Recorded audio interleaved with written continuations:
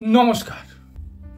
আজকে এই জ্যোতিষ চর্চার এক অন্যতম বিষয় যে আগামী দিনগুলো আমাদের আগামী বছরগুলো প্রতিটি রাশির জাতক জাতিকার জন্য কেমন যাবে সেই সম্পর্কে আমরা একটি সংক্ষিপ্ত আলোচনা করব।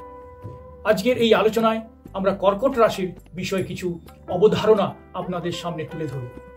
2026 সাল এই কর্কট রাশির জাতক জাতিকাদের জন্য কেমন হতে চলেছে।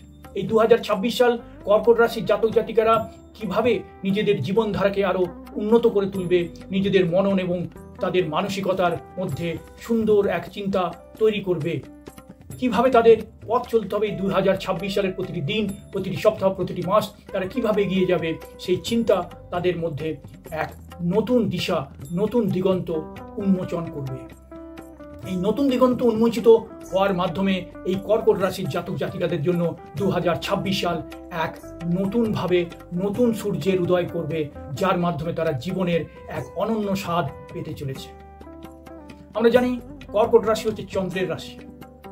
কর্কট রাশি যেহেতু চন্দ্রের রাশি, সুতরাং 2 নম্বরটা এদের সঙ্গে খুব একটা ভালো যায়, খুব একটা সুন্দর সংযোগ রয়েছে, সমন্বয় রয়েছে চন্দ্রের সাথে 2-এর।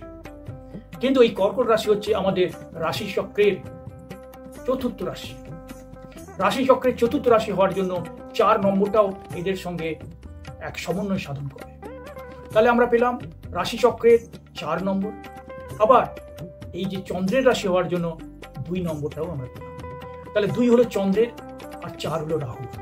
তাহলে চন্দ্র ও রাহুর এক প্রভাব এই রাশির জাতক জাতিকাদের উপর অবশ্যই থাকবে। এবারে চলে আসি 2026।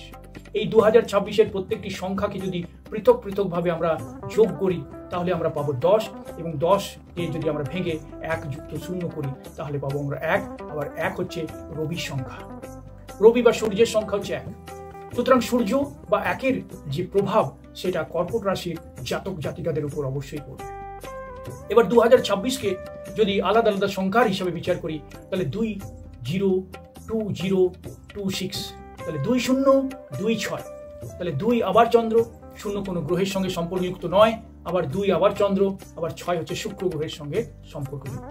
তাহলে এই 2026 এটা যদি ভেঙে দেখা যায় তাহলে চন্দ্র শুক্রের যে সমন্বয়, সেই সমন্বয়ের মাধ্যমে তৈরি হওয়া যে লিডিং প্ল্যানেট, যে পরিচালক গ্রহ, সেই পরিচালক গ্রহ হচ্ছে সূর্য, কিন্তু যা চন্দ্র শুক্রের দ্বারা নিয়ন্ত্রিত গঠিত হয়েছে 2026 সালে। সুতরাং কর্কট রাশির জাতক জাতিকাদের উপর কোন কোন গ্রহের সরাসরি প্রত্যক্ষ যে প্রভাব পরিলক্ষিত হবে তা হলো চন্দ্র, রাহু, সূর্য বা রবি, শুক্র। আবার এই কথা মনে রাখতে হবে 2026 সালে 2 বার 2 আসছে, সুতরাং এখানে চন্দ্রের পাওয়ার কিন্তু একটু বেশি থাকছে। আবার এই যে কর্কট রাশি সেটা হলো চন্দ্রের রাশি, সুতরাং সেখানেও 2, সুতরাং 3খানা 2-এর একটা সমন্বয় আমরা এখানে দেখতে পাচ্ছি। তাহলে 3টে 2-এর যে সমন্বয়, তার মানে 2-এর একটু অতিরিক্ত প্রভাব এখানে দেখা যাচ্ছে, ওভার পাওয়ার হয়ে যাওয়ার একটা সম্ভাবনা বা চান্সেস রয়েছে। চন্দ্র যেহেতু মনকে নির্দেশ করে, সুতরাং মনের ভেতরে একটু উথাল পাথাল হওয়ার বা চিন্তাশীল হওয়ার বিশেষ রূপে একটু সুযোগ রয়েছে বা চান্সেস আছে। সুতরাং জানুয়ারি মাস এই রাশির জাতক জাতিকাদের জন্য ভালোই যাবে, এই বছরটাও ভালো যাবে। আবার যখন ফেব্রুয়ারি মাস আসবে তখন ফেব্রুয়ারি মাসের 2 সংখ্যাকে নির্দেশ করছে, যেহেতু দ্বিতীয় মাস ক্যালেন্ডারে, সুতরাং এখানে 2 আবার চন্দ্র, সুতরাং চন্দ্র ফেব্রুয়ারি মাসে ওভার পাওয়ার হয়ে যাচ্ছে। সুতরাং এখানে মানসিক টানাপোড়েন এবং যে সমস্ত বিষয়গুলো মননের সঙ্গে সংযুক্ত কোনো সম্পর্কের বিষয় হতে পারে, ফ্যামিলির মেম্বারদের হতে পারে সম্পর্কের ক্ষেত্রে, বা অন্যান্য মানসিক সংযোগের যে বিষয়গুলো থাকছে সেই বিষয়গুলোর উপর বিশেষ নিয়ন্ত্রণ রাখতে হবে। কারণ 2 ওভার পাওয়ার মানে অতিরিক্ত মনের চিন্তা, অতিরিক্ত মানসিক চিন্তা, অতিরিক্ত ওভার পাওয়ার, যেখানে আমরা বলতে পারি অনেক বেশি চিন্তাশীল হয়ে যাওয়ার মাধ্যমে অনেক কিছু কিন্তু ভালো হতে পারে, আবার বড় গোলমালও হয়ে যেতে পারে। কিন্তু যারা প্রথম থেকে এই বিষয়গুলো জেনে রাখবে এবং তার যা প্রতিকার রয়েছে বা উপায় রয়েছে, সেই প্রতিকার বা উপায় তারা যদি ফলো করে বা সেগুলো মেনে চলে বা জীবনযাত্রার মধ্যে সনাতনী বা ভগবানের আশীর্বাদ থাকে, তাহলে তাদের কিন্তু এই ভালোটাই হবে, খারাপটা কিন্তু হবে না। যারা ভগবানের আশীর্বাদ নিয়মিত ভগবানের নাম স্মরণ করছেন, ভগবানের সেবা দিচ্ছেন, তাদের ক্ষেত্রে ভালোটাই পাওয়া যায়।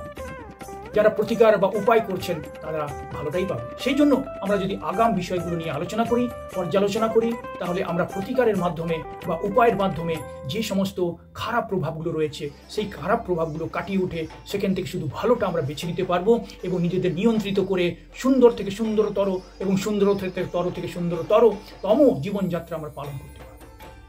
তাহলে সুন্দরতমের কোনো শেষ নেই, সৌন্দর্যের কোনো শেষ নেই, মানসিক সৌন্দর্যের কোনো শেষ নেই, মানবিকতার কোনো শেষ হয় না, অন্তহীন।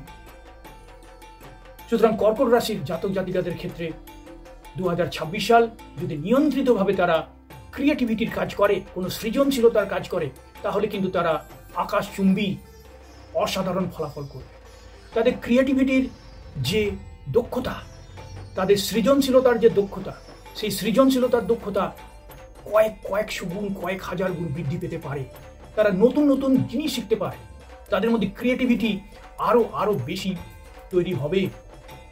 তারা নতুন নতুন দিগন্ত উন্মোচিত করে দিতে পারবে, উন্মোচিত হয়ে যাবে। তারা শিখবে নতুন, করবে নতুন, বাঁধবে নতুন গান। তাদের মনের মধ্যে অবতারিত হবে এক নতুন জয়গান, নতুন ধরনের ক্রিয়েটিভিটি তারা এই সমাজের সামনে তুলে ধরবে। সুতরাং কর্কট রাশির জাতক জাতিকাদের ক্ষেত্রে জানুয়ারি মাস যেহেতু রবির মাস এবং বছরটাও রবির, সুতরাং রবির সঙ্গে চন্দ্রের সম্পর্ক ভালোই, সেই জন্য তাদের কিন্তু উন্নতি হবে, আর্থিক উন্নতিও হবে। কিন্তু 2 নম্বর মাসকে নিয়ন্ত্রিতভাবে ব্যবহার করতে হবে। আবার 3 নম্বর মাস মোটামুটি 3 বৃহস্পতি যেহেতু রয়েছে 3 নম্বর মাসে, সেখানেও ভালোই হবে, খুব একটা খারাপ হবে না। কিন্তু এই মার্চ মাসের শেষের দিক থেকে একটু রাহুর যে প্রভাব, সেই রাহুর প্রভাব পেতে পারে। এই রাহু কিছুটা গোলমাল করার চেষ্টা করবে, সেখান থেকে নিজেদের প্রোটেক্ট করতে হবে, নিজেদেরকে রক্ষা করতে হবে। এপ্রিল মাস 4 নম্বর মাস, তাহলে মার্চের শেষের থেকে এপ্রিল মাস একটু সাবধানতা অবলম্বন করতে হবে। এক্ষেত্রে বিভিন্ন ধরনের যে অসুবিধা, সেই অসুবিধা হতে পারে রাহুর কারণে। রাহু বিভিন্ন ধরনের বদমাইশি এখানে করার সুযোগ খুঁজবে। প্রেগনেন্সির মিসক্যারেজের থেকে নানা ধরনের অসুবিধা তৈরি হতে পারে। সুতরাং যে সমস্ত গৃহবধূরা সন্তান ধারণের জন্য নিজেদের তৈরি করেছিলেন, তাদের ক্ষেত্রে একটু মিসক্যারেজ হওয়ার চান্স রয়েছে। এই এপ্রিল মাসটা খুব সাবধানে তাদের পা ফেলতে হবে, খুব সাবধানতা অবলম্বন করতে হবে, উপায় করতে হবে, প্রতিকার করতে হবে, টোটকা করতে হবে, মন্ত্র করতে হবে, ভগবানের জয়গান নামধ্বনি উচ্চারণ করতে হবে, ভগবানের সেবা করতে হবে, সবসময় সাবধানতা অবলম্বন করতে হবে এবং রাহুকে সবসময় দূরে করে দিতে হবে, যাতে রাহু তার জীবন চক্রের মধ্যে এই সময়কালে কিছু খারাপ প্রভাব বিস্তার করতে না পারে। সুতরাং ওভারঅল যে বিষয়গুলো আলোচনা করছি তার সঙ্গে ব্যক্তিগত যে চার্ট রয়েছে, তার ব্যক্তিগত যে গ্রহচক্র রয়েছে, রাশিচক্র রয়েছে, সেই বিষয়গুলো তাদের মাথায় রাখতে হবে।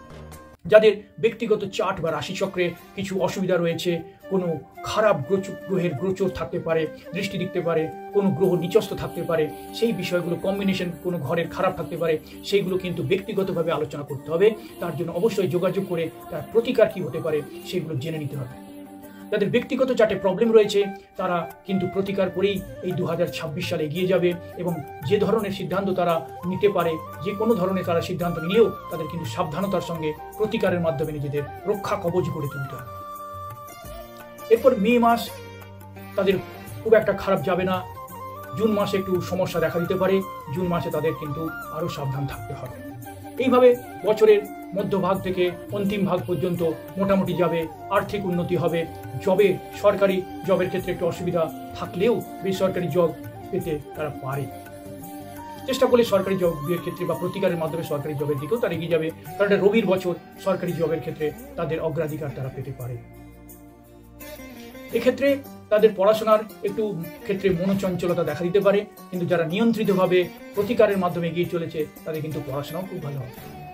কিন্তু যারা প্রতিকারের মাধ্যমে এগিয়ে চলছে না বা এই বিষয়ে সম্যক কোনো ধারণা নেই বা এই বিষয়গুলো জানেই না, তাদের খোঁজ খবর রাখে না, তাদের ক্ষেত্রে কিন্তু মন চঞ্চলতার এক শিকার তারা হতে পারে, একটু ফ্লাকচুয়েটিং মাইন্ডের তারা হয়ে যাবে। অন্য মনস্কতা তাদের একটা অন্যতম অসুবিধার সৃষ্টি করতে পারে। সুতরাং মনকে নিয়ন্ত্রণ এবং কনসেন্ট্রেট করার জন্য অবশ্যই তাদের কিন্তু চন্দ্রের এবং মা লক্ষ্মীর যে মন্ত্র রয়েছে সেই মন্ত্র তারা অবশ্যই পাঠ করবে।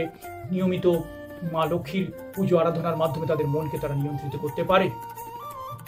মা লক্ষ্মীর যে মন্ত্র রয়েছে সেই মন্ত্র নিয়মিত পাঠের মাধ্যমে তারা নিজেদেরকে নিয়ন্ত্রিত করতে পারে।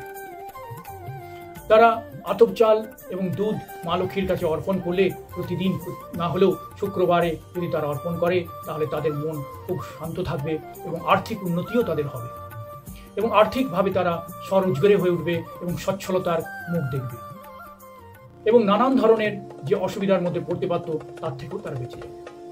সুতরাং কর্কট রাশির জন্য অবশ্যই তারা যে পিঙ্ক রঙের সুতো বা গোলাপি রঙের সুতো তারা ধারণ করবে, মা লক্ষ্মীর আরাধনা করবে এবং শুক্রবার তারা অবশ্যই মা লক্ষ্মীর আরাধনার মাধ্যমে নিজের জীবনযাত্রাকে আরো উন্নত করে তুলবে।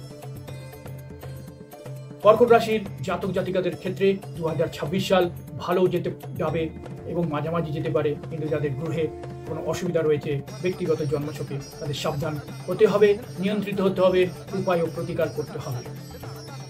কর্কট রাশির জাতক জাতিকাদের জন্য আগাম শুভেচ্ছা রইল 2026-এর জন্য। তারা অবশ্যই এইভাবে নিজের জীবনকে এগিয়ে নিয়ে চলবে, সুন্দর সুখতম জীবন তারা 2026 পাবে এই কামনা ভগবানের কাছে রাখছি। এই বলে আছে আমি 2026 সালে কর্কট রাশির জাতক জাতিকাদের জন্য এক সুন্দর পথের দিশারি হয়ে উঠতে চাই। ধন্যবাদ।